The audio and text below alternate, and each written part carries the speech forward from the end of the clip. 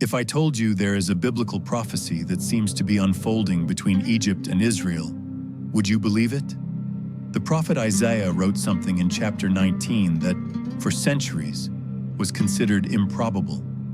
But in recent years, something extraordinary has begun to happen in the Middle East. Most impressive is that this prophecy doesn't just speak of an alliance. It suggests three specific stages that seem to be fitting together one after another. The first stage is already clearly visible. The second seems to be happening right now, before our very eyes. And the third will leave you amazed. Stay until the end, because I'll show you exactly where we might be on this prophetic timeline and what the final stage yet to come is. What you'll discover today could completely change how you view the news from the Middle East. Every headline, every agreement, every diplomatic gesture you see in the news might be an echo or a precursor to what was prophesied 2,700 years ago. And I'll show you that in the next few minutes. If you feel that the signs of the times are intensifying, and you long to understand what God is revealing through the events of our world, I invite you to an act of faith now. Leave a comment with the phrase, "Guide my eyes, Lord," because your prayer and testimony could be the touch of the Holy Spirit for a heart seeking the truth about the times we live in. The improbable scenario of antiquity. To understand what might be unfolding today, we need to go back 2,700 years. Back then, Egypt was one of the world's greatest powers. The pharaohs dominated North Africa and rivaled empires like Assyria and Babylon.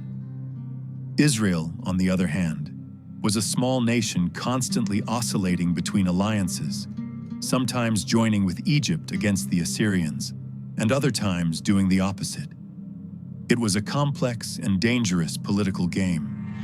It was in this context that God spoke through the prophet Isaiah, something that must have sounded completely improbable at the time. And to grasp the improbability, I need to tell you what happened afterward. For more than 2,500 years, after Isaiah wrote this prophecy, we saw precisely the opposite of what he predicted. Egypt and Israel were mortal enemies for millennia. There were periods of intense conflict, deep-seated animosity, and continuous loss of life across generations. If you were a military strategist or a diplomat in any century of the past 25 centuries, you'd say, "This prophecy by Isaiah is improbable. These peoples will never get along." Until the 20th century came along and things started to change impressively. The 20th century turn. In 1948, something extraordinary happened. Israel was re-established as a nation after 2,000 years. And what was Egypt's reaction? Immediate hostility. Egypt was one of the first Arab countries to initiate military action against the newborn state of Israel. In 1967, a new period of intense confrontations hit the region, and in 1973, another escalation of tensions that almost pushed Israel to its limits. These periods of great aversion resulted in significant loss of life on both sides and left a trail of disrupted families. The animosity was real, deep, and seemed eternal. Any sensible person would say, "This prophecy by Isaiah will never come true." But then, in 1977, something occurred that stunned the entire world. Anwar Sadat, the president of Egypt, did something no one expected. He took a plane and flew to Jerusalem. The leader of a country that had attacked Israel 3 times in 30 years was now on Israeli soil on a peace mission. And not only that, but he also delivered a speech in the Israeli parliament, the Knesset. Imagine the impact. It was as if the impossible was happening before the world's cameras. In 1978, Sadat and Menachem Begin signed the Camp David Accords. For the first time in 30 years, Egyptians and Israelis could travel freely between the two countries. Could it be that the prophecy was starting to show its first signs? The signs of the first phase seem to be paving the way. The first phase, the prophetic road. Now I'll read to you the exact prophecy from Isaiah chapter 19, verse 23. In that day there will be a highway from Egypt to Assyria. The Assyrians will come into Egypt, and the Egyptians into Assyria, and the Egyptians will worship with the Assyrians. First, let's understand the prophetic geography. Ancient Assyria was a vast empire, occupying territories that today include not only modern Syria, but also Iraq and parts of Turkey and Iran. Note a crucial detail. Israel was precisely in the middle of the road between Egypt and this great Assyrian region. To go from Egypt to Assyria, you had to pass through Israel. So when Isaiah speaks of a highway connecting these regions, he might be prophesying that Israel would become a vital bridge, not a barrier. And it was exactly that which began to take shape from 1978 onward. For the first time in millennia, the border between Egypt and Israel became a passage, not a battleground. Egyptians started visiting Jerusalem freely. Israelis began touring Egypt. The prophetic road seemed to be paving the way. Embassies opened, trade was established, military cooperation began. The first phase, which appears to be a precursor to Isaiah 19's prophecy, was unfolding before the world's eyes. The ongoing second phase, Israel as a regional blessing. But Isaiah didn't stop at verse 23. He continued, and what he prophesied next seems to be intensifying now in this decade, before our very eyes. The prophet Isaiah continues in verse 24 with an even more impressive statement. In that day, Israel will be the third party with Egypt and with Assyria, a blessing in the midst of the land. In the last 10 years, something extraordinary has begun to occur. Egyptian President Abdel Fattah al-Sisi has made statements that no Arab leader has made in the past 70 years. Al-Sisi publicly defended Israel's right to exist and said that Egypt works in coordination with Israel to fight terrorists. This would have been unthinkable 20 years ago, but it goes beyond words. Israel discovered huge natural gas reserves in the Mediterranean. Guess who has become one of the main buyers? Egypt billion-dollar contracts, bilateral trade between Israel and Egypt, has grown by more than 300% in the last 5 years. Joint projects in technology, agriculture, energy. The cooperation is real and deep. In the security realm, information is shared daily. Egypt and Israel coordinate operations against terrorist groups in the Sinai. Former enemies are now strategic partners. And it doesn't end there.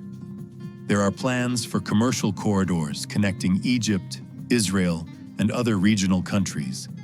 High-speed trains, regional gas pipelines, infrastructure projects that will create a true economic highway.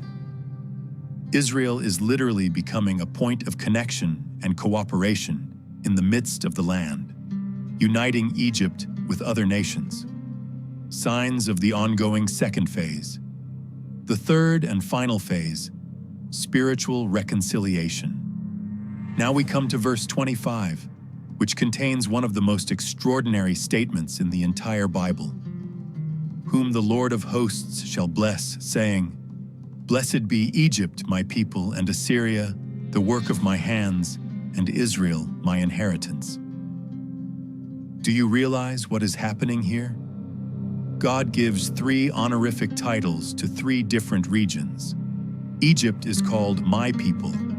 The region of ancient Assyria is called the work of my hands, and Israel, my inheritance. This is a prophecy of reconciliation. Not just political or economic, but deeply spiritual. A reconciliation that goes to the heart of human history, which many theologians believe will be fully fulfilled in the Messianic kingdom, when worship to God will truly spread across all these nations. Remember the history. Abraham had two sons, Isaac and Ishmael. The descendants of Isaac became the people of Israel, whereas Ishmael gave rise to nations that populated much of the Arabian Peninsula and are ancestors of many Arab peoples. Isaiah's prophecy points to a reconciliation that goes beyond historical enmities involving these peoples of Abraham's descent and others like Egypt. For 4,000 years, many of these lineages have frequently been in conflict, but Isaiah prophesies a final reconciliation between the peoples that God will bless. In recent years, we've seen the so-called Abraham Accords, bringing Israel closer to several Arab nations: the United Arab Emirates, Bahrain, Morocco, Sudan. The list keeps growing. These agreements are significant political milestones and can be seen as a substantial preparatory step, perhaps paving the way for greater reconciliation in the region. It's crucial to remember, however, that the true and full spiritual reconciliation and worship to the Lord, described in the book of the prophet Isaiah, chapter 19, verse 25, will be a supernatural work of God. Even so, we already observe signs of this spiritual reconciliation on a smaller scale. Egypt, for example, has one of the largest Christian populations in the Middle East, the Coptic Christians. About 10 million people who already worship the God of Abraham, Isaac, and Jacob. Around the world, Christians, Messianic Jews, and even Muslims who follow Jesus pray and, in small groups, already live this spiritual reconciliation by faith, pointing to what is yet to come. So, summarizing what we've seen today, a biblical prophecy that seemed improbable may be unfolding before our eyes in three distinct stages. First stage, the road between Egypt and the region of ancient Assyria was opened starting from 1978. Clear signs. Second stage, Israel has become a blessing in the midst of the earth, connecting these regions through economic and strategic cooperation. Ongoing signs. Third stage, a final spiritual reconciliation between the descendants of Abraham, preparation underway, future fulfillment.